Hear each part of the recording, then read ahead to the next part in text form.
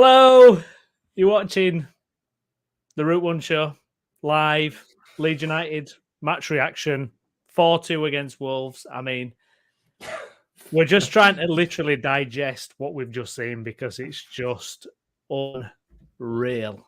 Absolutely. Seconds after the end of the game. Honestly, me and Jace have literally been messaging the whole game. Just like, I just can't. I mean... There's no words, is there? I mean, we will obviously pull it to pieces, but I can't even explain, especially the second 45 minutes. I mean, just unreal. What do you even say? Do you know what? We were 45 minutes away from the perfect weekend at half time.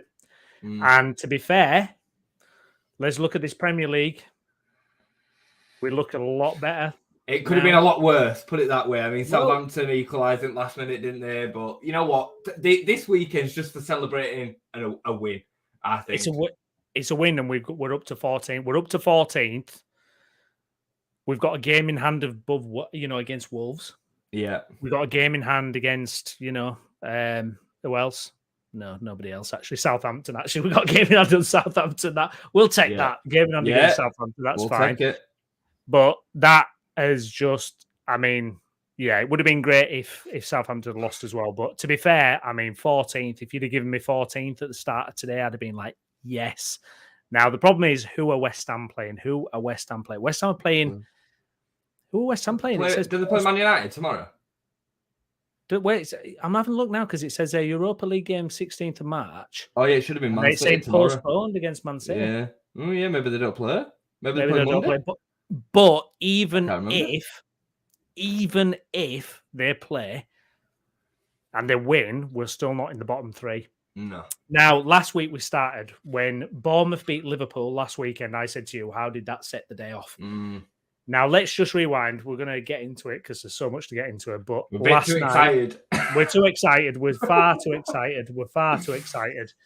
Last night, let's go right back because this weekend has just been hanging over us like doom, impending doom this weekend of, what Leeds had to do. But I feel last night's game, Notts Forest versus Newcastle, was quite pivotal because I was watching that going, Newcastle have dominated and should be about 5-0 up after half an hour, and they've got the spawniest goal ever. Yeah. How Nottingham Forest were winning 1-0 at any point in that game, I just thought, it's not our season. It's not our season because Nottingham Forest are so bad. You were crap on there. So bad. And they were beating Newcastle at some point. I was watching it last night going, if they win this game, it's not our weekend. It is not our weekend if Nottingham Forest win this game. And then it turned. Newcastle got an equaliser. They get a last-minute penalty, 92nd, 93rd minute. And I was just like, oh, okay. He's some player, isn't he? You compare... what a player. He is unreal. Yeah, what a player. Oh, unbelievable. So if you're starting from last night, Nottingham Forest lose their game. Coming in today, how did you feel about it? Did you think, right, this is like even bigger now? We've got an even bigger opportunity. When I was watching the game yesterday, like obviously you're kicking every ball. It's almost like Newcastle or Leeds, isn't it? That's how it was throughout the game. Yeah. 100%. And they hit the bar through it should have been a real goal, and it's like, and then they score the goal that they score, and you're like, come on, please. Like, it can't be like this. And thankfully, they got that goal just before half-time. And then they had the goal ruled out. And I thought, God, here we go again. And there's opinions on that go back and forward, don't they, whether it were offside or not. Anyway, they got it over the line. And, I agree with you. Like, it set us up for today. We've got a massive chance. I said to you last night, a win actually puts us in front of Forest on goal difference. It's massive going into this break. Absolutely huge. So, setting up to the game of the day, the opportunity were there for us. And, Forest are a really poor side. Steve Cooper's got a lot of praise on it this year, but I don't know. I think they've got some good players, and putting it all together is difficult. They've not got many that are still in the team from last year, which is going to have an impact. But I thought they were really poor. They were awful. Yeah. Do you know what? They were so bad. And I was watching that going, when we played Forest, and we created 3 or 4 golden opportunities against them, and we couldn't take it. And I'm watching them just going, they have got that luck.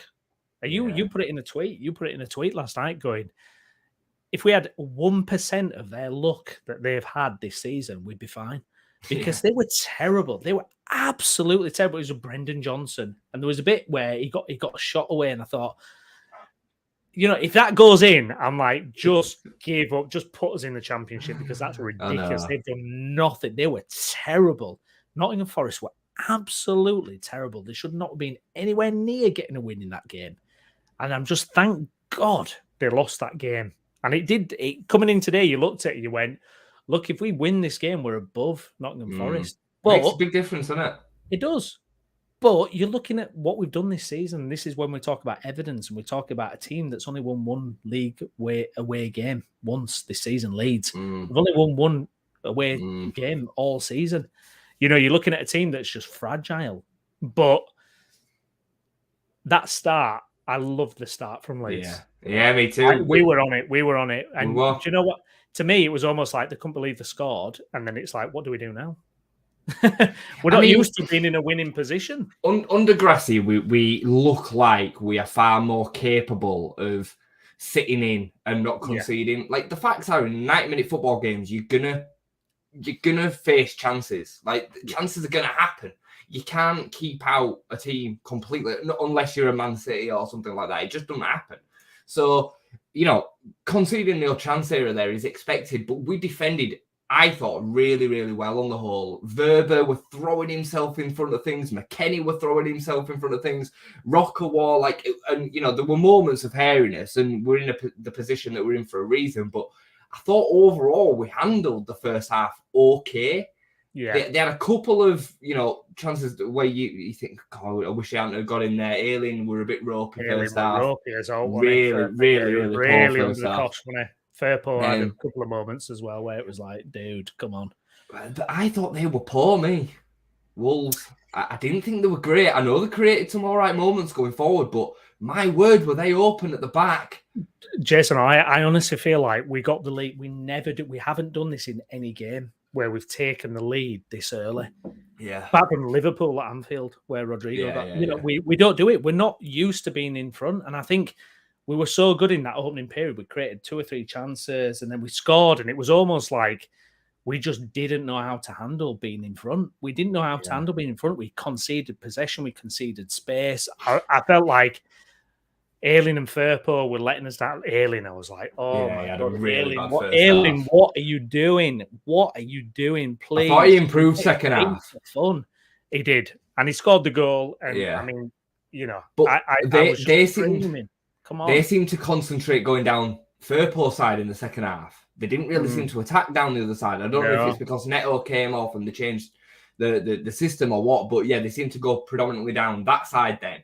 In the second half, but I mean, again, if we had had some decent decision making, we could have won that 6, 7, 8 today. Literally, there were so many chances, so many moments where we were just through, and it's like, just make the right pass, and we didn't.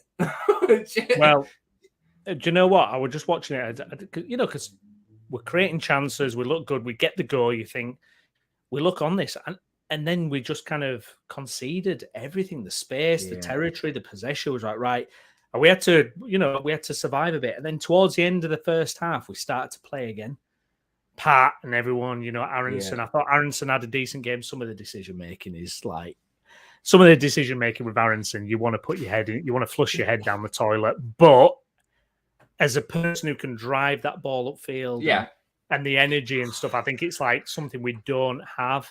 There were a moment where Cruyff turned it back inside, and I'm like, there's somebody running beyond him down the line. Why are you slowing down the counter-attack? And then he played a 5-yard pass inside that went behind Rocker, and it's like, not only now have you stopped the counter-attack, but you've now put them on the attack. Like, it's so frustrating. Well, it's like everything to the point of the really decisive moment is great. But then he gets to that decisive moment and his composure just goes out the window. Like, it literally just 100%. Disappears. Well, I mean, we were messaged to say that he's shooting the amount of good edge of the box, and every shot is terrible. Every shot he does is bad. You're like, dude, come on, you can do it. Like, you are a talented footballer. I believe Aronson is a talented footballer. Yeah, absolutely. I really do. And to be honest, I'm like, thank God he's in our team, because he gives us something different in terms of his stature, the way he's able to progress the ball and things. But God, we needed a bit more composure in that. It made a lot of sense. I mean, I said to you in the preview that we did that Brendan starting at the tip of the three made a lot of sense with Tyler being out. He covers a lot of ground. And I'll be honest with you, I thought McKennie and Rocker did all right. I thought they did all right. There's some serious potential in Wolves' midfield. They felt more fluid, didn't it? Yeah, it did. Felt more fluid. Indeed. I hate to say that, because it kind of then casts a negative, if you like, on Tyler, but it felt like we were moving way more fluid. It did. I mean, don't get me wrong, Rocker had some moments where I'm like, it did. Oh my God. Like the first Wolves goal, it's like Rocker's doing one of them soft things. Like, what's he doing? Make sure put it in his head. And he has a couple moments like that every game I've seen him. However, I think his general play is good. What it is, Brown? It's like he tries to take it too casually. It's like he's so talented that he thinks, I can get away with this. Boom. Touch it off and that. And it's like, you've got to... You can't get away with it in the Premier League. You can get away with it in the Bundesliga and La Liga. Yeah. And maybe that's what it is, because I think there's some moments, especially when he takes the ball under pressure, he uses his body really well, and he's one of only a few that can deal with the press. He can effectively deal with the press and get us out going the other way without giving the ball back. So, but I agree with you. He does have frustrating moments. But a couple of moments anyway, you're just like, oh, come on. Please stop. Don't do that. Do you know what it is with Rocker as well? And I feel for him in a way, but like, if he loses the ball or if he screws up, the opposition has a chance. He's in a dangerous position. It's in that middle to our third. It's like, mate, you can't lose the ball there. Stop fanning around and just do the right thing with it. But it was interesting because, I mean, let's go back then. I mean, let's start, the lineup. We're all over the place today, aren't we, mate? Honestly, I have been through the ringer. I have been through the ringer watching that. That is torture. I came out of here and I went upstairs to see Mrs. before I came on here, and she went, "You are ridiculous." I've been told off several times. Several times. Like that? I'm like, I can't help it. I'm sorry. I know. Well, that's what it does. I mean, they drive you to the limit because 3-0 up. It's like, this should be comfortable now. We should be able to see this game out. And the most ridiculous goal you will ever see that we concede, it's just so stupid. Like, the stupidest way to let a team back into it happens, and you lose your mind. You lose your mind when you watch it, because you're just going, we've got a comfortable win in our grasp here. We really do. We've got a comfortable win in our grasp. Yeah. Don't do anything stupid. And wow. Anyways. We'll come on to that goal again. We'll get on to that. Starting lineup, because you messaged me, you were happy with it. It's what you expected. It's exactly what I expected. Exactly what you expected to do. Nonto came in for Somerville, which you called earlier in the week as well. I thought Nonto had a fantastic... His football intelligence is impeccable. The way he wins fouls, just drawing fouls, is just... It's the whole way that he moves his body and the way that he comes in and out of the game. He's just way beyond his years. I mean, by the time he's 22, 23, he'll probably have 30, 40 appearances for Italy, and he'll be, playing Champions League football. That is how with good at... One step at a time, Brian. One step at a time, yeah. We'd be looking at keeping beyond summer, if I'm honest. But I think, anyway, we'll get into that. I don't know. I'm not even going down that rabbit hole. It was exactly what I thought it would be. I think the back five, it's nice to see continuity, even if you can pick holes in certain people's performances. I thought Koch and Verbal were fantastic all game. Yeah. I really did. I thought they were brilliant. Yeah. Verber especially were my man of the match.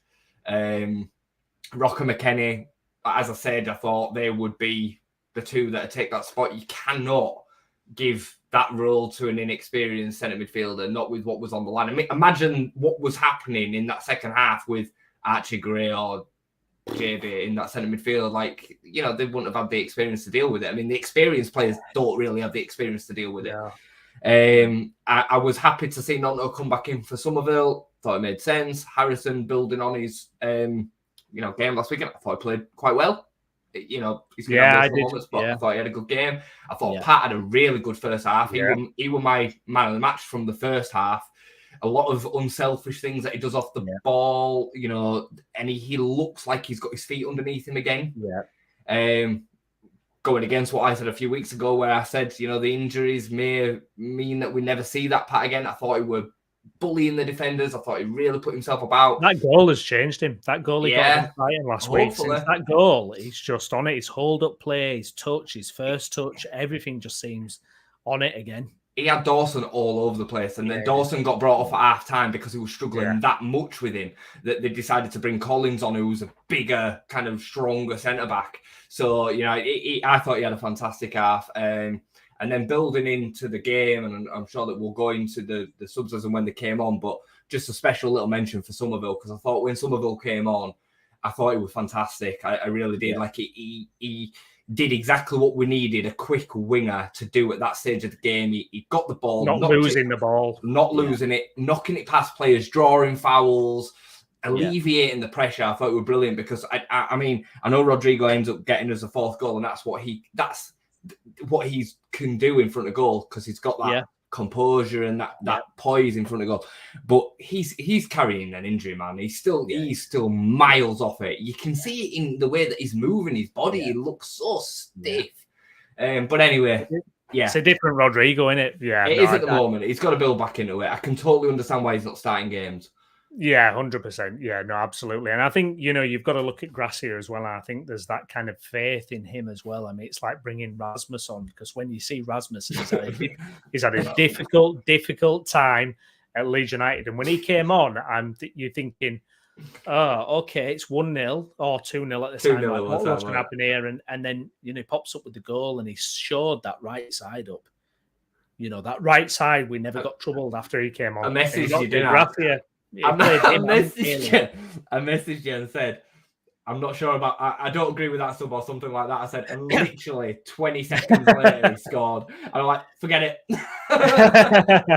Well, who would see that, though? I mean, who would see that? It was a beautiful goal as well. It was like the composure and the fact that it's right there in that 6-yard box doing it. You know, you think, brilliant. You know what? If that's what you're about, mate, go for it. And I love to see it. I think it's that kind of decision where you're looking at Gracia going, okay, that's the difference. We got a real guy. We got a real manager in charge who can go, you know, ballsy decision. Yeah, really absolutely. Ballsy decision. Yeah, because the thing is, it's going to be tough when you're coming into a team that has no confidence, can't win a game from away from home, let alone even at home can win a game. And you've got to try and kind of make your tactical tweaks, but also manage the player, manage the confidence. And his decisions were just spot on. I mean, for me, it was just like, you know, what he did with the subs and everything was just spot on. It really was spot on. They were perfect today. They were absolutely perfect. I mean, Rodrigo for Bamford, I can only assume at that point was because Pat is being given an hour and then he's coming off. You could see on that chance, couldn't you, where he goes through and he just squares it. You're like, dude, I mean, come on, drive it. You're on your left foot. Legs. Might not have had the legs because it literally went off straight away. But I just think that game under Marsh, we don't win it at all. Even if we get a 3-0 win or what, you know, even if we wouldn't have been up by that margin anyway. That does not happen under Jesse Marsh. No, it doesn't. You're right. You're absolutely right. Yeah, all the subs, even Strike coming on was the right time. I said to you when Adama came on that Firpo should have been hooked straight away. Not because he was particularly horrendous. He's on a yellow card. It's clear that they're just gonna batter down that side now. Adama's gonna get to byline, whip it in. Take him off and bring Cooper on and put Verba at left back. But I understand again why we didn't do that, because Verba had such a good game at centre back. He left it another 10 minutes and then brought Strike on for Firpo. No problem. He got it perfect. Well, it did, because I mean, yeah, absolutely. It felt like a sensible thing to do, and it felt like Strike could give a bit more to Adama, and it was just felt like actually when it went to 3-2, we weren't under the cosh that much, were we? No, we weren't. no. It felt like when it went to 3-2 because for me, I had visions of Tottenham. Yeah. Before the World Cup, where we were getting the lead, and then as soon as the other team comes back into it, and they end up winning. I mean, I messaged Jason. I went 3-3 incoming because I just thought, my head was gone. I thought, I couldn't handle it. I could not handle it at all. Today's game, that is a hard game to watch. As a Leeds fan, that is a hard game to watch because it's almost worse when you get the hope dangled in front of you. You get the hope of a win, and then it's like, it slowly starts to crumble. And it was massive, mate. That's a huge win to get it before the World Cup, not World Cup break, but before the international break as well. That is huge. Massive. And you look at Gracia now. I mean, that's 7 points he's got now. That's 7 points. In what is it? 4? Is it how many league games is that now? 4 games. 4 league games. 4 league games. And not only that, Brownie, it's 6 points away from Wolves and Southampton. That's massive. That's almost as big as the 6 points for ourselves. They are both 6 pointers. So massive. Yeah, 100%. Looking at some performers today, then, Jason, we've mentioned a few already, but for me, Nonto, I just think he's such a clever footballer. I think he's such a clever footballer. Like, just the way he draws fouls, the way when the ball goes to him, it sticks. Like, the thing that was winding me up is when we were 1-0 up in that first half, nobody had any composure. We were just giving the ball back to Wolves every time, apart from when it went to Nonto. He was the only one that could draw a foul and love to come inside or whatever. Yeah. There's a tremendous talent. There's a moment because obviously when we played Liverpool away, not long. It only just kind of like it only just signed, hasn't it? But why do I feel like Liverpool were last year? Were it on it was summer. It was the summer deadline. The summer deadline. Yeah. So I don't think Nonto would start the game by this point. God, it's a long time ago, isn't it? Nonto had not started the game at this point, and he came on in that game, and he led to the goal, didn't he, for Somerville? And there's a moment in the build-up where the ball's coming over to Nonto, and he shifts his body weight and he flicks the ball over for himself off his head. If you watch it in the build-up, it's so smart. It's so talented. And from that moment on, I knew this is some player. I can see that this is some player. It's just a little subtle things. It's not always putting the ball on the plate for whoever or putting the ball in the back of the net. It's the other bits that come around that and before that. Exactly. And I think Gracia as well, the type of manager is and what we've seen, I think he might be tempted to go, you know what, 1 week we'll have Nonto, another week we'll have Somerville. Keeps them guessing, Keeps them guessing, keep them on. They're only young. Like, you don't need to go, right, okay, you've had 5 good performances. The position's yours. Keep them on the toes. I think what I'm loving with Gracia is that flexibility. Like, we've been crying out for that flexibility for so long. I mean, going in today, I thought we don't win games away from home. We don't take our chances. What is going to change? But actually, when you watch that game and straight from Harrison scoring, it just felt like it could be something different. We've scored 4 goals today, and I still feel like we've wasted chances. Yeah, I still feel like we've wasted chances. Jason, how many counter-attacking opportunities did we have today? How many? Yeah. And with our quality of player, with our forward player, you're looking at them going, you get that final decision right, and we're banging in them goals. I mean, we've talked about Aronson. I think like his drive upfield, when he's running with the ball 20, 25 yards, getting us right up the top of the pitch, you go, yes, that's what he's about. Yeah. Sometimes that final ball or final shot is not there. Yeah. And that's the same with them all. But then you look, well, we've got Sinisterra who didn't even make an appearance today. You got someone like that to come back in. I mean, it just makes you... Hey, listen, I mean, I've said what I've said about us going down, and, it's a long way to go yet, but say again. We've all fought it. Yeah, I mean, I still really worry that we'll be one of the 3. Yeah. For all sorts of different reasons. But what we have seen is that we can score goals. Gracia has also shown that we can do stuff differently.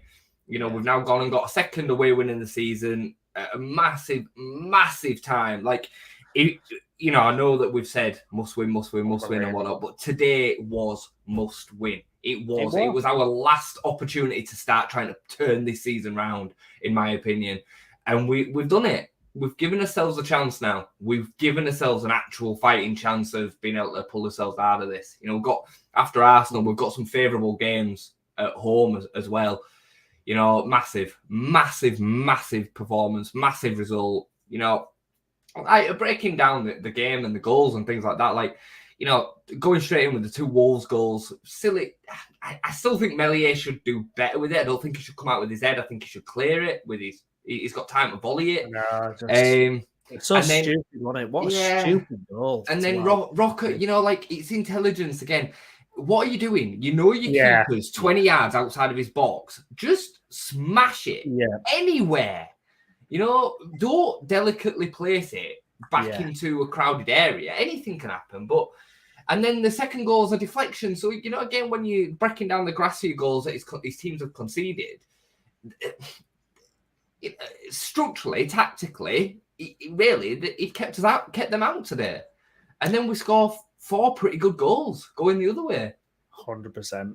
100%. Yeah, I agree with that completely. I just think they were nicely constructed goals. It's not a Nottingham Forest where it's like, oh, it goes off someone's ear. Yeah. Because we're so jammy that we just get goals for nothing, which is what it feels like. Do you know what I mean? We have to earn our. We have to really work for it. Oh my God. We have to put up Brazil 1970 World Cup standard passing to get a fucking goal. Do you know what I mean? We really do. I thought Alien's header was so smart. I don't know if you've watched it a couple of times, but he starts at the front post and he spins off of Semedo and goes to the back post and he's totally on his own. And to get down and head it down, keepers probably should do better, but he does a really, really good job of finishing that off. And I mean, we talk about that. Well, I was caught off guard. I was caught off guard by that because I just thought, oh my, it was one of those games where you're trying to predict it for yourself to make yourself feel better. You think, oh, you know, this will happen, that will happen. But you know, when we got the second goal, I just, you know, in my head, I went, well, Man United away. We were 2-0 up there. Yeah. Do you know what I mean? You look at it and go, well, we're 2-0 up there. And you're thinking, we're vulnerable. We are vulnerable because we can't keep we are vulnerable. Yeah, I mean, the thing that worries me when I look at it, but then I wonder, is it the position? Is it the position? I think when Gracia has more time, if he can instill that kind of mindset, and now you've got evidence, now you can go, look what we did against a Wolves team that's rejuvenated. All the commentary I've heard about Wolves over the week, I've listened to, you know, the Athletics football podcast, and they were all saying Wolves are not in danger of relegation because they have the best manager of the bottom bunch. They have the best players. They're this, they're that. Well, now you can say to the Leeds players, look what you did. Yeah. Believe in yourself, and it's going to happen. You know? They're a funny side because everything from halfway line to putting the ball in the net, they look great. They move the ball really, really well. They find the channels well. They've got some really, really good creative attacking players, but Jimenez is just nowhere near the player that he used to be, and they don't have anybody to put the ball in the net. And defensively, I think they're horrendous. Like, we talk about our deficiencies, like, I'd rather have our back four than theirs. 100%. Like, I thought they were terrible. I mean, I always rated Kilman and Craig Dawson, you know, he's dependable, but I thought they were terrible first half. Semedo and Otto are what they are. They're quite attacking fullbacks, caught out constantly going the other way. Semedo had just set up home in other end of pitch. Like, there were times when Nottingham were counter-attacking. He was nowhere to be seen. You couldn't even see him in shot. So, yeah, and I'd have Melly over Sarr any day of the week. So I think, you know, defensively, they've got real problems. I think they're right in it. I'm not being funny. If that's a confident team going there, if that's a Bielsa Leeds, how we were in that first year of the Premier League, we'd be whooping them. Yeah, we'd be whooping them with that counter-attack. I remember when we went to West Brom, Sam Allardyce's West Brom, we banged them 5-0. Rafinha, we killed them. And, you know, I think the issue with Leeds is we've kind of gone down this route where the players have just, their confidence is on the floor. Yeah. You know, they don't believe that they can get a win. I don't think they believe they could get a win. And I think, for me, the appointment of Gracia, I don't know where or who engineered that. I don't know who thought that is the way we need to go, but you've done it. For me, you've hit the jackpot, because even if we'd have got Iriola, who'd have come in, where it's like trying to get a high press style, I don't even think that would have been the right thing. No. I think we needed this, Jason. I think we needed a guy to come in and go, right, we have to adapt. Given the circumstances of the situation, given the circumstances of the situation that we found ourselves in, he has proven, I think, to be the best that we could hope for. And we've seen it displayed now a few times, where he's just nailed it. And, you know, us as fans, we can say, oh, I wouldn't have done that, or I'm not sure about that. Every time I found myself saying that, he's been proven right. Yeah. So, and he seems to have the backing of the players. He seems to be getting tunes out of players that weren't, you know, applying a tune before. So that's all you can hope for. And I think, you know, we have to take it for what it is between now and the end of the season. You know, fingers crossed we stay up, and then we make a decision on him. And I you know, if he keeps us up, for me, I have no problem with him staying on for another year. Give him a year deal. See how we get on. I got no problem 100%. With that at all. You know, there were loads to like in the game today. If you try and just watch it from not being a Leeds fan, and just try and, you know, we'll go away from home against a good team going forward, I would say, and I think we effectively imposed ourselves on the game. You know, it were 60th minute really before they had the chance that they had to lead to the goal, and even that were a freak. Yeah. Johnny Otto on his right foot, like, well, you know what I mean? It's just, how many times will that balloon out a play? You know what I mean? So, yeah. Look, I think well, sorry to interrupt. I think you'd be looking a long time for the last time Wolves conceded 4 at home. Yeah, absolutely. A long time. I mean, I'm looking through the fixtures now. I can't see anything about Wolves conceding 4 at home. What did you think of, changing the subject slightly, what did you think of referee's performance today?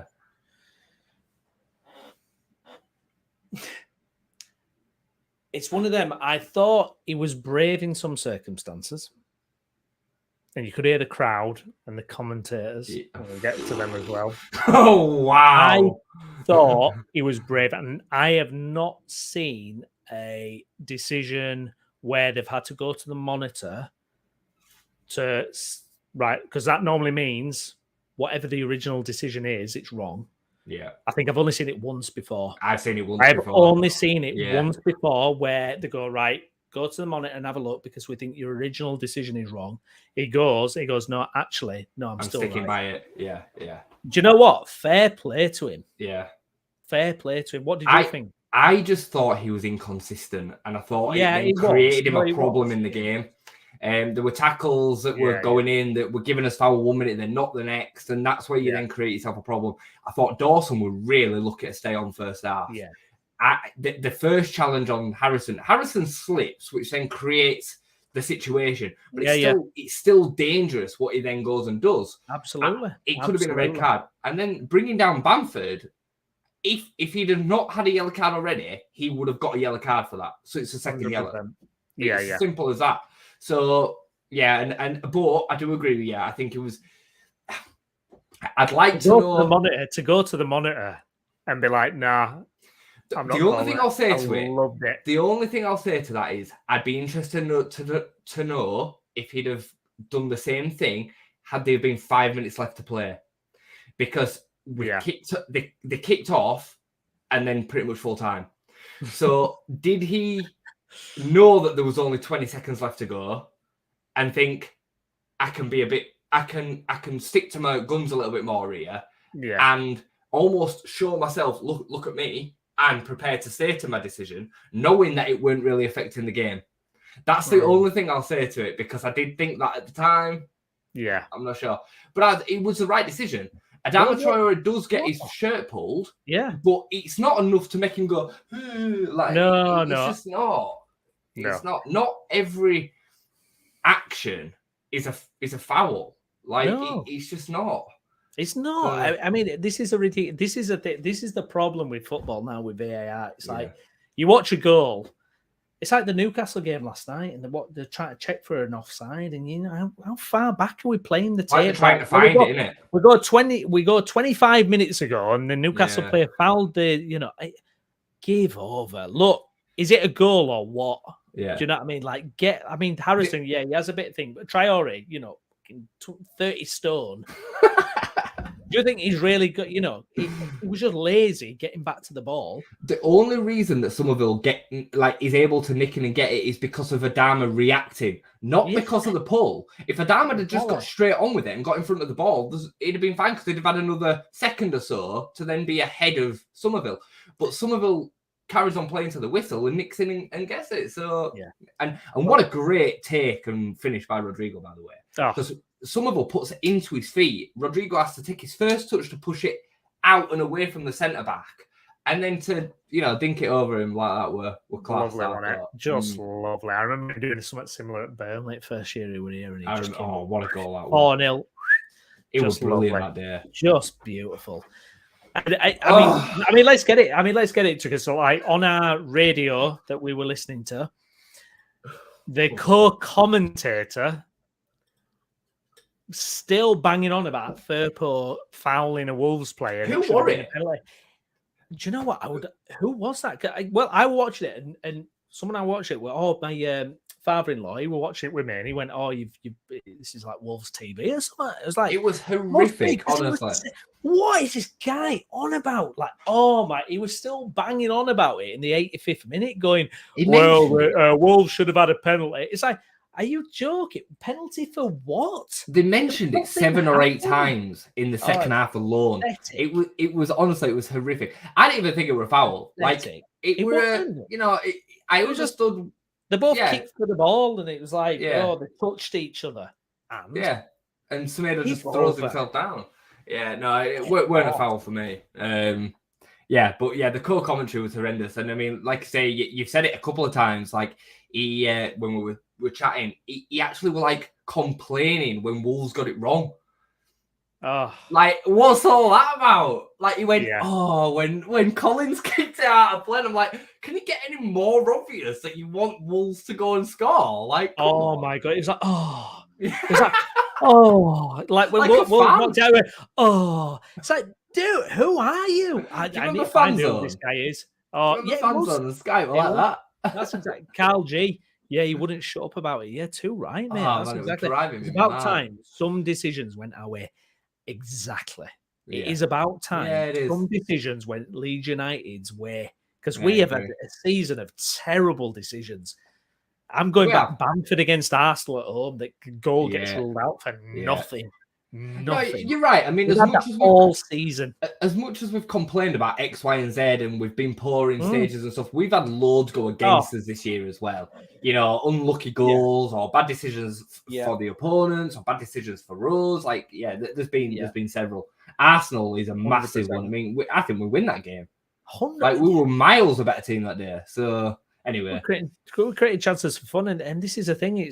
When we've had so many bad decisions go against us, so many bad decisions. It's nice actually that, I mean, for me, that's not a bad decision that he didn't give a penalty. I mean, the co-commentator that we were listening to, when he was like, for Rodrigo's goal, he was like, that'll be ruled out. Yeah, that'll be ruled out. It's not ruled out. The shock when that tiny pull, it was literally right. I'll just show you. I'm gonna show you. It was like you saw it. Grown men. Nothing. Absolutely nothing. I mean, what made me laugh as well, Lopetegui as well. He's like this on the rise car. And his post-match press conference is all going to be the decision, the referee, blame. He'll bitch and moan like the best. First half, he were saying something constantly. I couldn't. It looked like what he was saying. What, shouting what, and then he was doing it again in the second half, just going what, screaming it at the top of his voice.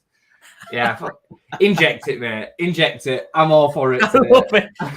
We have had absolutely nothing this season, by the way. We've had absolutely nothing. We've had no luck. I mean, this was part of the problem of the Newcastle Forest game last night because we were watching it and you were watching it going, Forest are the luckiest team ever. It bounces off their player 2 inches out from the goal and it hits the bar and gets cleared. So it is, as Carl G says, about time some decisions went our way. That's what we need. Listen, absolutely. He made the right decision, by the way. Yeah, he did. He made the wrong decision. He made the right decision every time. Yeah, I agree. I agree completely. So come on, let's not beat around the bush. God, keep it. What do we have to do? What do we have to do to win a game? By the way, great point by Ron Devy. Yeah, the Ron Devy. There we go. There's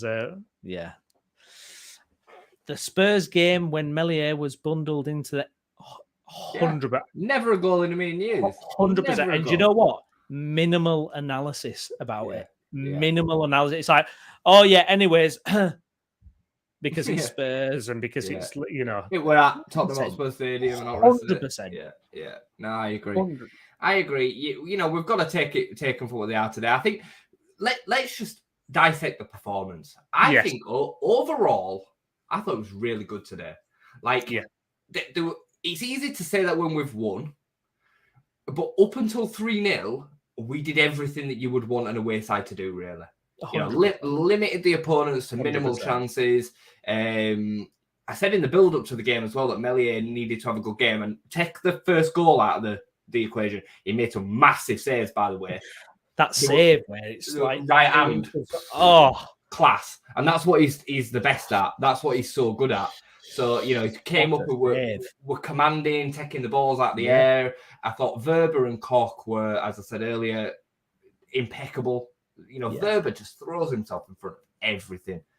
And we were set up really, really well. Really well. No, I agree 100%. I think it was one of those. It was strange watching it because the problem watching Leeds at the moment is the position in the table at the start of the day. And you messaged me saying about how kind of nervous, and I was 100% saying, I was like, I could barely watch it. I could barely watch the game because I was so kind of nervous about what was happening and how it was going to go. And I think in the cold light of day, I think when you look at that performance, it's like the perfect away performance. It felt defining. It did. Well, It felt defining before the game, and it hopefully now shows that it is. I thought today really was make or break. We ain't going to keep on getting opportunities to dig ourselves out of the problem. And given the break, given the momentum that it now gives us, even if we lose to Arsenal, it puts us in a position where we go into them 2 home games against Palace and Forest, and we can kind of sort our season out there and then. We win both them games, which is tough but doable. We're almost safe. That's how quickly it changes. It does. Jason, it's a different table. I'm looking at the table now. I mean, it's like Everton are playing now. They're drawing 0-0, but they're still below us, and we'll have a game in hand on them. There's no, I think there's West Ham who've got the game in hand on us, and that's it. It was that kind of thing when it built up in the week. It's like you knew back of your mind this was a defining game. This was a game that something had to happen. Something really had to happen, because if it doesn't happen today, we can't prove ourselves away from home. We're really struggling. The players have taken a lot of stick as well, and rightly so. But today they did stand up and were counted. They did, especially some of the ones that have got a bit more slack. We said earlier, both of us, that Jack had an all right game. I thought Pat were fantastic first half. The players that we've mentioned throughout, this Melier, Verber, Koch, Ayling, struggled first half, but got his act together a bit more second half. They did stand up. I thought McKennie were really good too. A lot of it were hustle and bustle. Yeah. A lot of it were just having to cover the yards, without the ball, busy. Yeah, but he put in, and that's all you can really ask for is you put in a shift. Well, this is it. I mean, this is a thing, and I'll just say, Carl G, as good as Nonto is, Max was definitely our best sign, and he seems to have a real good effect on our back line. Yeah, agree. It's a fair point, Carl. 100%. It's a fair. I mean, we're probably already cut adrift without Nonto. So I don't know whether I'd quite agree, but I understand the point, because since Verber's come in, he's changed the whole dynamic of the back line, along with Gracia then coming in and improving us back there as well. So I hear him. And do you know what? What was key coming into this week, and the thing that scared every Leeds fan, was the fact that Tyler Adams was going to be out. That was the thing that every Leeds fan was looking at, going, "Uh-oh, if your almost player of the season is out, what's going to be left?" I think if you look at it, and I've mentioned it to you on the last couple of streams, I say I don't know if he works as well in a Gracia team, and I think you were looking forward to seeing what another pairing in midfield could do, and I think actually Rocker and McKennie could be something that goes forward because it is fluid. It's more fluid. I thought we looked better in there. I did. Yeah. I thought we looked better in there. We just looked better on the ball. Tyler has this habit when he wins the ball of looking for the quickest 5-yard pass he can find. And what sometimes happens is it then gives it to somebody else who's in a tight spot and you dispossessed again. Whereas McKennie and Rocker don't really look to do that.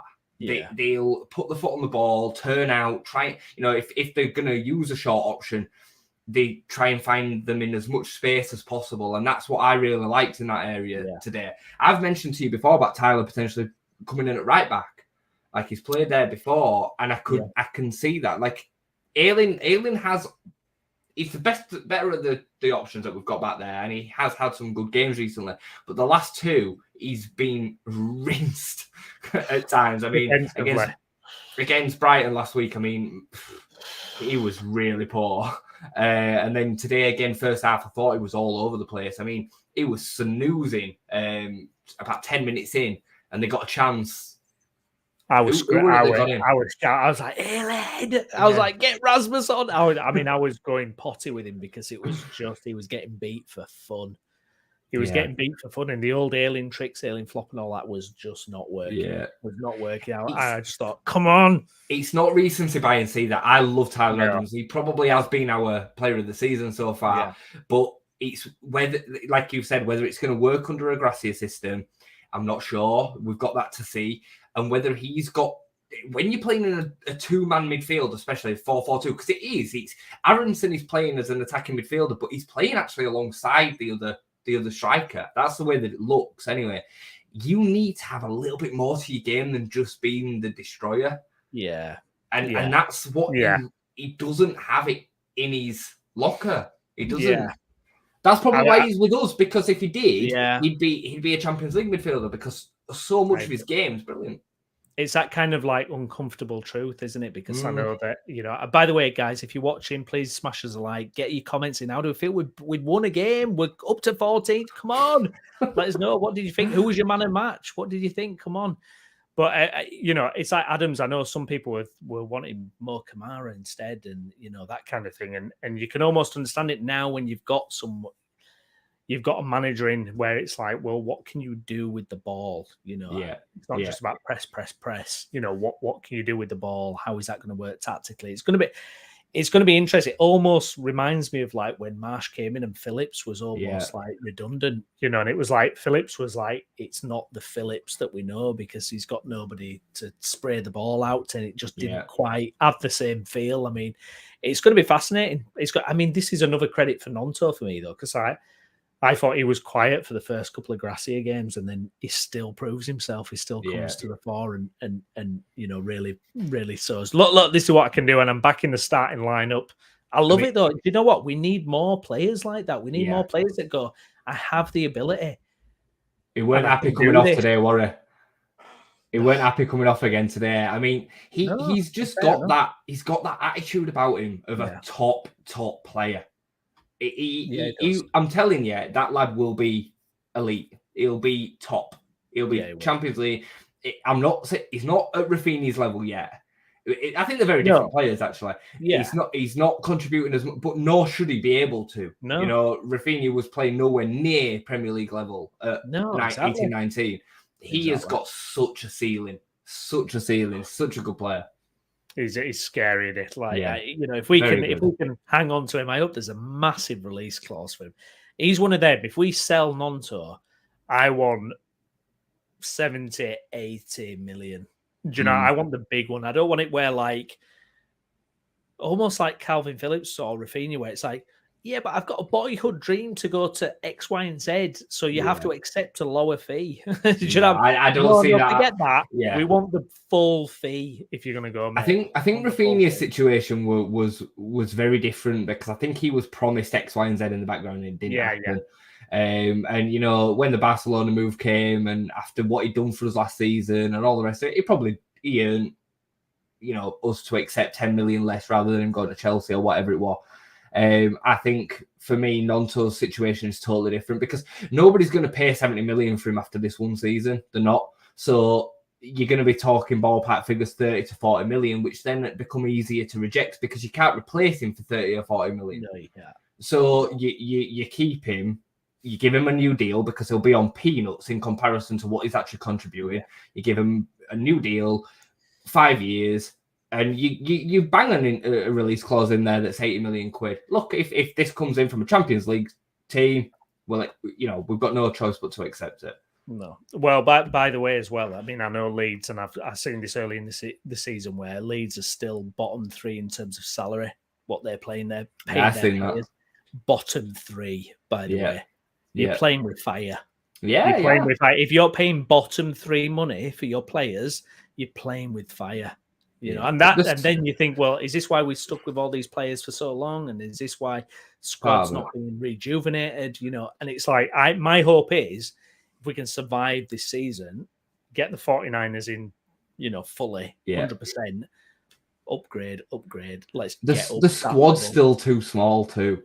Like it is the central midfield situation. Come on, the only central midfielder we had was Archie Gray today. It's wrong, isn't it? In a Premier League game. It's not right. Yeah, you see that's where the problem lies is in the depth because you can't change what's happening on the pitch. I mean, today Javi did change it in the areas where he could because he had the options to. So, you know, you've got Forest, and I don't want to be like Forest. You know, Forest have got too many players, but you've got Forest who are leaving players out of their 25-man Premier League squad because they've got too many options. Like, and we're having to put a 16-year-old lad down on the bench. Like, and as good as he probably will be in another few years' time, he's not ready to start playing Premier League games. So why is he having to be an option on the bench? We should be having to actually leave players out of the match day squad. That's the way that it should be. Anyway, no negatives today. I don't know why.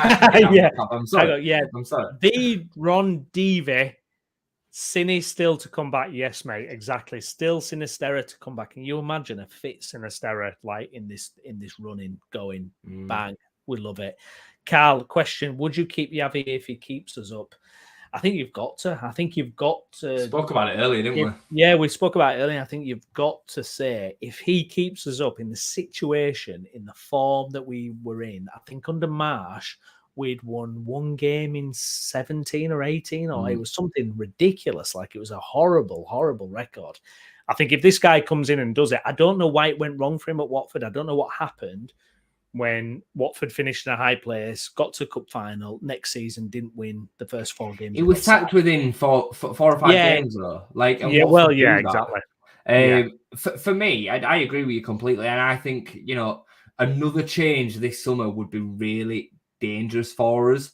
Yeah. It's not like, because there were a lot of people that said I think they might. His contract's expiring. I think they'll go Javi. Thank you, Iriola. But it's risky. Massively risky because you're getting another manager in who's an ideologue who wants one style of football. Yeah, you know, I wouldn't be against keeping him at all. I think he's shown enough already in these 4 games to show that he knows what he's doing. He's tactically astute. He seems like a nice guy, which I think is important to a point. Which, as long as you command the respect, which he clearly does, you know, I see nothing that I don't like. I'd keep him if we go down as well, by the way. I mean, just the way he comes across, and it feels like you've got a proper football manager in there. It feels like you've got a proper guy in who can change his tactics, change the selection, put players in. You know, I mean, can you imagine if Tyler Adams got injured when Jesse Marsh were in charge? The whole thing would have just fallen to pieces. Do you know what I mean? And we barely won a game then as well. The Ron Dive, Harrison was getting paid a lot more if he went to Leicester. Yeah, well, apparently so.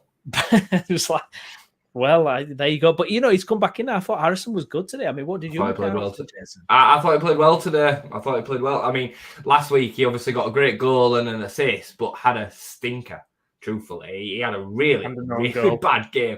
And the own goal was just ridiculous. Like, so poor in decision-making. But anyway, I thought he played well today. I thought he, and he had to put his body on the line as well because he were smashed in the face and had what looked like a possible broken nose in about 15, 20 minutes. That hurts, by the way. Yeah. It affects your breathing and everything. And he still went about his game really, really well. And then he got smashed by Dawson. That were a leg breaker. And he got up and carried on. Like, nobody can question his commitment to the cause because he put his body on the line today. I thought he played well.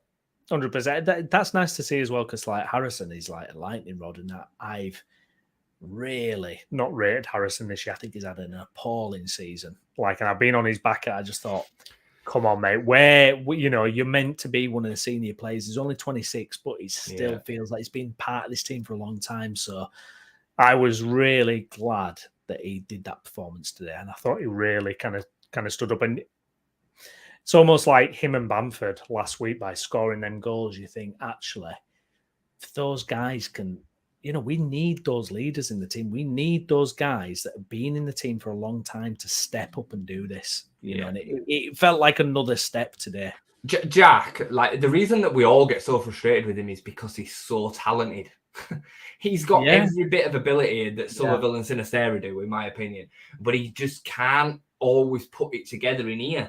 He's so fragile mentally that he can't. He is. It's bonkers, isn't it? That much talent. You think, just smash it in from 25 yards every week. Relax. You can do that. In them moments where you don't have any time to think about it, the goal today runs onto it, boom, top corner.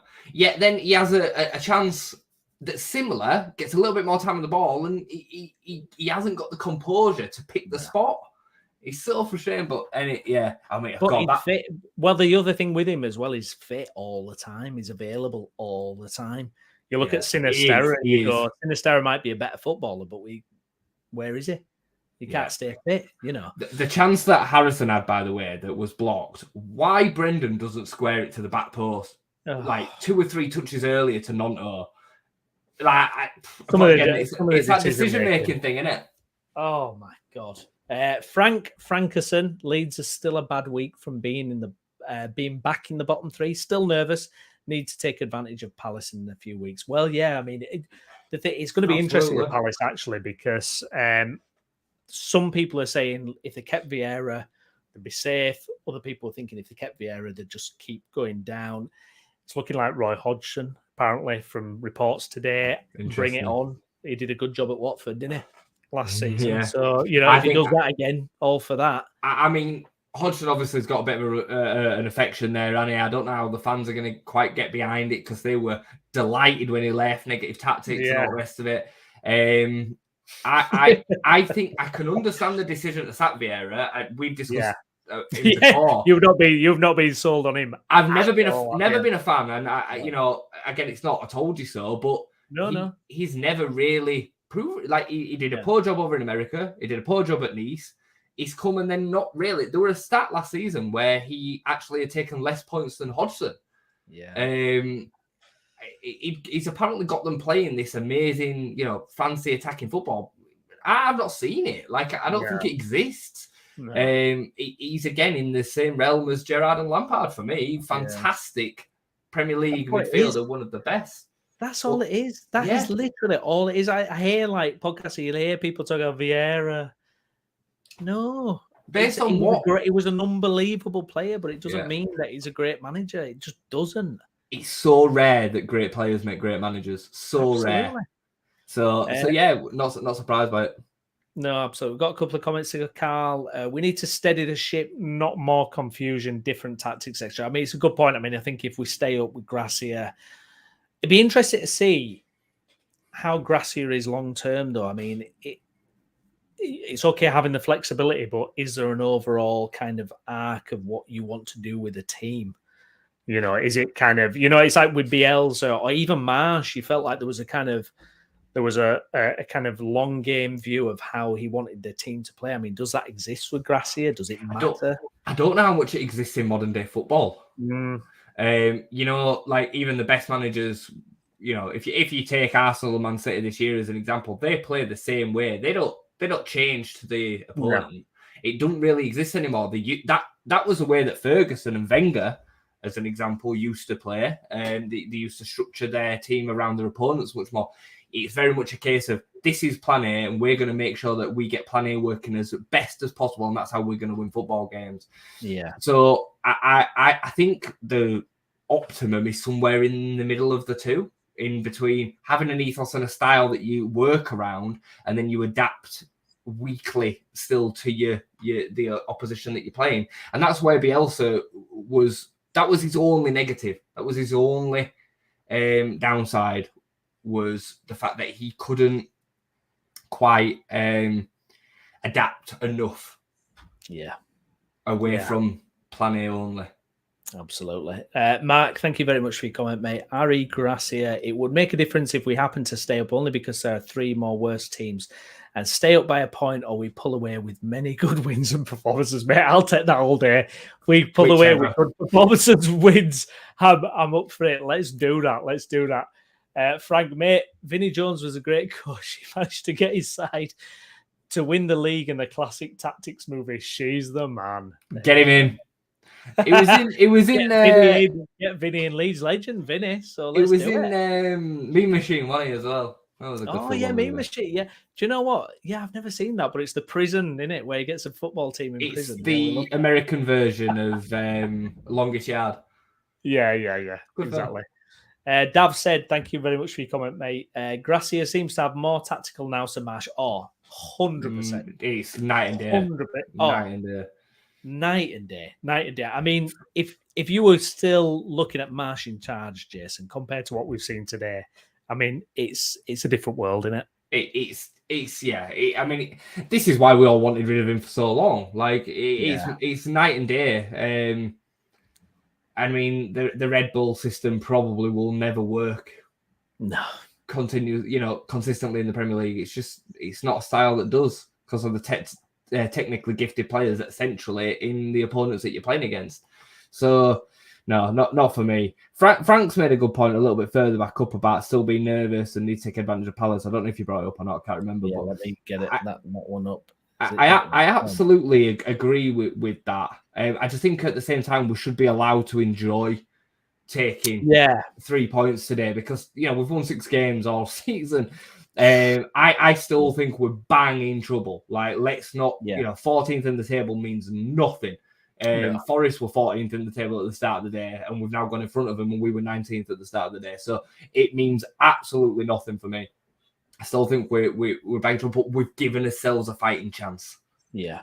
I mean, and this is the thing as well. I mean, if you looked at kind of where we were a few weeks ago, and the fact that we kind of, it almost feels like, if you look at Palace's situation now, they've sacked Vieira in it's the 18th of March today, to get a new manager in. And I think this is why they're going for Hodgson, because I think, well, it's a guy who knows the club and he's managed us before, he knows the players, and we can get that quick thing. It almost feels like if Leeds get away with this and they got the guy in, it was at the last second again, because we missed the World Cup break, we missed the Queen dying break, we did all these things. We missed so many opportunities to get rid of Marsh. It almost feels like if we can do this, then wow.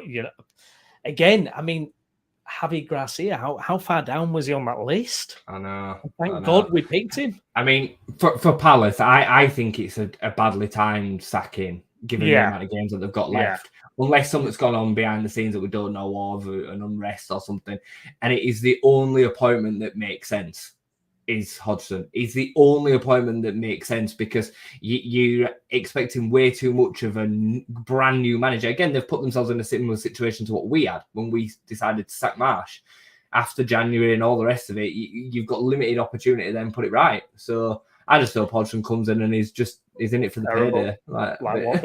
Nice. Well, I mean, he's 75-year-old. 75, and it's like the league moves on. You've got to be really at that competitive edge to deal with it. I mean, a couple of things as well. I mean, it's like there were an article on the Athletic like went into Patrick Vieira's sacking, and he was like interested in the Leeds job. I think you shared it with me, didn't you? Yeah, I think he did. I was like, he was interested in the Leeds job. Can you imagine, like, if you'd have gone from Marsh to Vieira? I'm just thank God we've got Gracia, because I don't think Vieira would have been able to do anything with this squad. The thing is with Lampard, Gerrard, Vieira, I'm brunching them together as a collective, because I see the tactics very similar. I see the way that their manager careers are going very similar, and obviously they all played in the Premier League as midfielders in the same era. The facts are is that for a short period of time, who they are will likely mean a lot to some of these players. They'll get a reaction. My word, we're in front of Patrick Vieira, Frank Lampard, Steven Gerrard. Once that becomes normal, and they're then just left with the tactical nous of that person, because they're no longer that player. No. What's left if you've not got anything tactically? No. You've not got anything. They're just people putting players out onto the pitch. That's it. 100%. That's how I see it.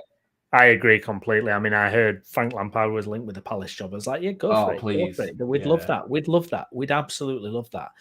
I mean, it's again, Leeds get a lot of criticism for kind of left field choices and this kind of thing. But it's like, to get Gracia in is, you got to say, well done. Do you know what I mean? Dave said, what a way to go into the international break. Also, 2 more weeks for Javi to work his magic. Yeah, 100%. 100%, Gavin. It feels like it's going to improve and improve and improve the more he has time to work with the players. You feel like a win today gives, I'm just praying it gives the players confidence. Says, you are good enough. You are players that are good enough to do this. You are players that are good enough to do this. Michael Brown. Oh, sorry. Yeah, Jason, go for it. Sorry. I'm just bringing the fixtures up. That's what I'm typing away at. Yeah. I mean, I'm just looking at it now. I mean, we all know what May looks like, but April, I mean, it's just massive. We've got 4 home games out of 6 with Fulham and Arsenal away. And the home games are Forest, Palace, Liverpool, and Leicester. Our season is it's just there in front of us. It's in our hands. It's absolutely in our hands because we've got them teams to play that are in and around us. All of them at home. We take 9 points out of them. Even if we take 7, right? We're home. We're home. We're safe, in my opinion, because I think we'll then find enough to take out the ones that we've got. That'd put us on 33 points, I think it is. Yeah. I think 35, 36 will be enough to keep us up, something like that. Yeah. So, but this is the other thing. And what I really didn't want today was a draw. Yeah. Because a draw doesn't give you any answers, and it's not good enough. A draw is not good enough. You look at Leicester, it's not good enough. A draw is not good enough. We have to win games. Yeah. You've got to win games. And like you say, in April, we could walk into May and be safe, chilled out, fine. Yeah. Michael Brown, Gracia substitution, I couldn't understand. Rasmussen for Nonto, but he called it right. With Firpo on a yellow card, wise to put Pascal up against Speed Merchant Traore. He called it right. Michael, absolutely. And we were talking about this earlier in the stream. And you know what? The Rasmus one, 100%. I mean, who could have predicted an impact like that? Mm. I mean, from what we've seen from Rasmus this season, you didn't see that coming on. But that right-hand side, nothing happened. No, I didn't. After he came on, nothing happened on that right-hand side, did it? I'm remembering that right. Yeah, you're right. As far as I can remember. And to be fair, when it went to 3-2, we didn't. Did they get a clear-cut chance at 3-2? I don't think they did. Not that I remember. We went 5 at back, didn't we? And I don't really. I mean, even the 2 goals weren't clear-cut chances. Neither of them will have been high XG because the Kuna goal was a deflection that sent Meslier the wrong way, and obviously the first goal was what it was. So, that's a great point. I'm going to have a look at the XG. Actually, let's have a look and see what the XG was for today. What are you reckoning? I reckon Leeds will have been 2.5, maybe even close to 3, and I reckon Wolves would have been probably less than 1. Now, there's different websites that you can get the XG from. So the XG I'm seeing here, Wolves 2.76, Leeds 1.65. That makes no sense. That makes no sense considering the fact that Alien scored from about 2 yards out. Exactly. And I'm not being funny. If you away from home, if you get like above 1.5, you're doing something right. I mean, there was the chance that Melier saved that would have been a high XG chance. Yeah. Well, that's the kind of thing. That's the thing. I mean, it's all right looking at XG, and this is a problem with stats. It's like you can reduce a game to just stats, but when we look at it with our eyes, that's it, isn't it? It's a different story. Otto to score from 45 yards out with his right foot on the bounce. Yeah. I mean, regardless of Melier being in the net or not, must be an extremely low XG. So yeah. I don't know. No, I don't know. I don't care. We don't care. Leeds United have won a game of football. Come on, and we're now 14th in the league. We're 14th, Jason. I know, mate. Turning it around, mate. I mean, could we hope any better than that, really? No, not really. Not really today. No. I mean, Brentford and Tottenham not winning their games is a bit frustrating, but we still gain 2 points on both Leicester and Southampton. So it is what it is. 100%. Michael Brown, I couldn't imagine Marsh having the tactical nous to make those substitutions. He wouldn't have change the Lions formation. Not a chance. No. Not a chance. He did something similar, or tried to do something similar at Spurs when we were 3-2 up, and it cost us a game. It literally cost us the game. We conceded so instantly. It was so bad, against Spurs? It was so bad. Because what he did that day, sorry to interrupt, he took a midfielder off. He took Mark Rocker off and brought, I want to say, Ayling on, and went 5 at the back. We instantly lost control in the middle of the pitch, and we conceded twice. That's what happened. Yeah. Oh, exactly. No, absolutely.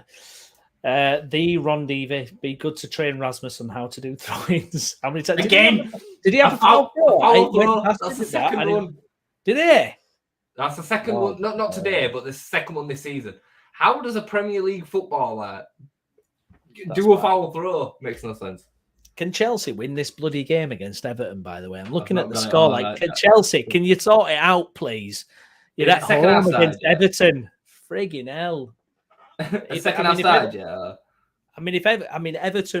if they, to be fair, if Everton draw this game, they're still below us, and we've got a game under them. How good is that? I don't know how that works because they seem to be seen the stats above us. No, is it ridiculous? So Chelsea have had 72% possession, 10 shots on goal, 3 on target to Everton's 3 shots and none on target. So they're clearly just sat in out there.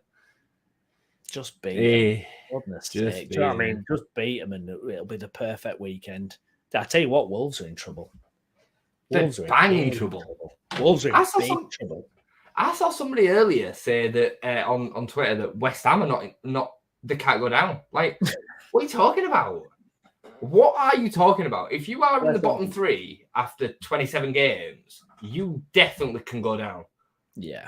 100%. I mean, do you think it's worked in Leeds' favour that there's so many teams drawn into it, or would you have preferred it like last season where it was like you had a couple of write-offs and a close battle?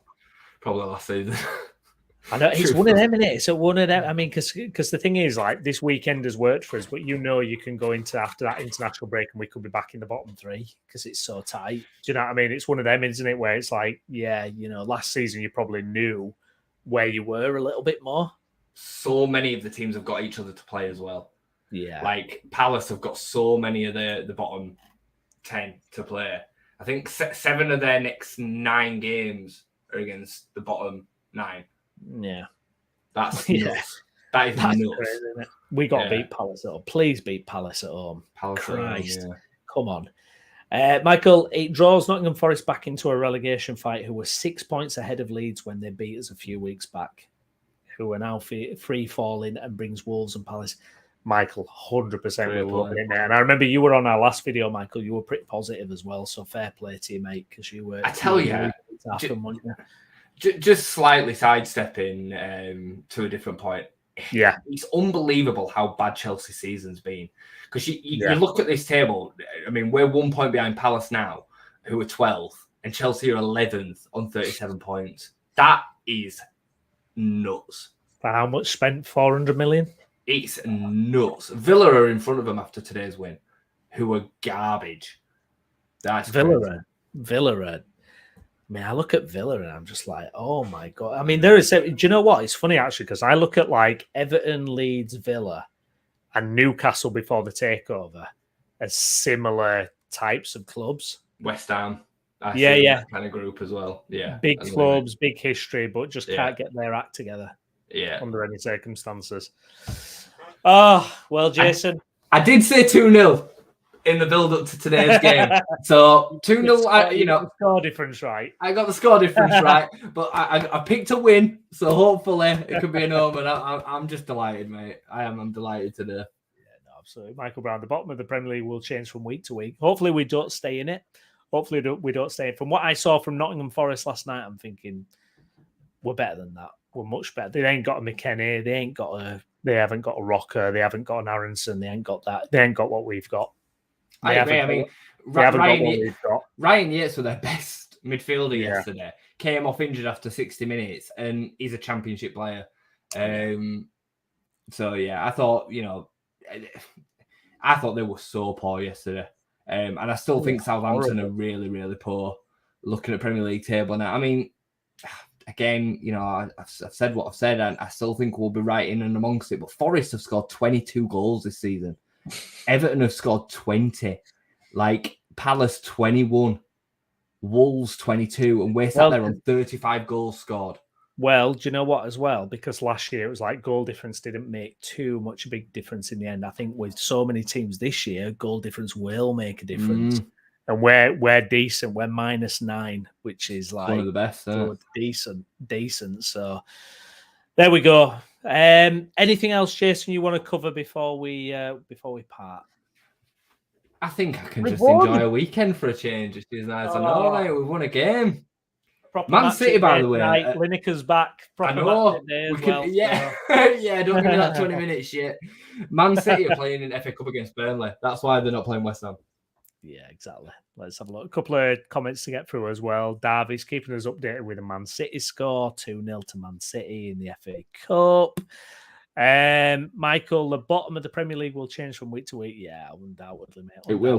We won't be in it. And improves the Leeds goal difference by 2, Arsenal away after the international break. So, yeah, we'll see. Maybe Gracia can set us up nicely against Arsenal as well. I have more faith in Gracia team going up against him than certainly what we've had previously. Brownie, there is 4 points from 12th to 20th. 4 points. Do you know what? Our result today is a cat amongst the pigeons. It really is, because it's Wolves. Wolves were looking at 30 points if they won today and out of it, probably. Yeah. And it's really just, it's a big one. Today's huge. Today's it's huge and it's fantastic. And like you say, Jason, we just got to enjoy it, haven't we, mate? We've got to enjoy it. Absolutely, mate. So there we go. Anyways, if you've been watching along, thank you very much for all your comments. Much appreciated. If you could just put a like on the video and also subscribe for more content in regards to Leeds United as well. Me and Jason will be back later on. When are we be back? Well, I know. Yeah, that's it now, isn't it? International. So what is it? 2 weeks? Do we play? Is it a Super Sports 2 weeks today? Sky Sunday or something against Arsenal? What are we looking at there? Let's have a look. 1st of April.